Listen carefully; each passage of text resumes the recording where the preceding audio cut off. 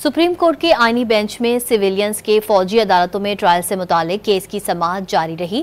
Justice Jamal Mandokhail ने remarks दिए, आइन में इख्तियारात की तकसीम बिल्कुल वाज़ेह है, एग्जीक्यूटिव अदलिया का किरदार अदा नहीं कर सकता। अदालत ने जेलों में 9 मई मुल्जिमान के साथ बढ़ते जाने वाले रवैये के हवाले से रिपोर्ट तलब कर ली।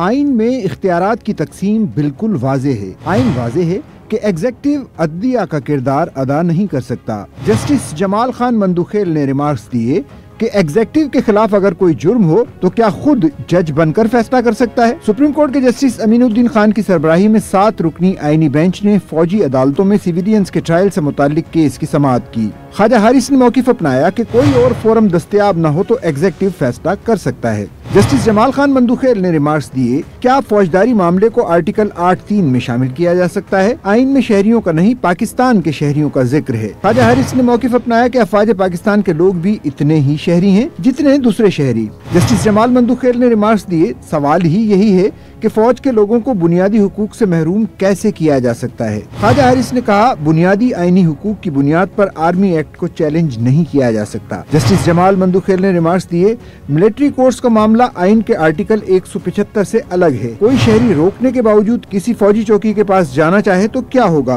क्या काम से रोकने के इल्जाम पर इसको मिलिट्री कोर्ट में ट्रायल किया जाएगा? जस्टिस मसर्रत हिलाली ने रिमार्क्स दिए, ये तो सबसे मुताल्लिका सवाल है। जस्टिस मोहम्मद अली मजहर ने रिमार्क्स दिए, इस सवाल का जवाब बहुत सादा सा है।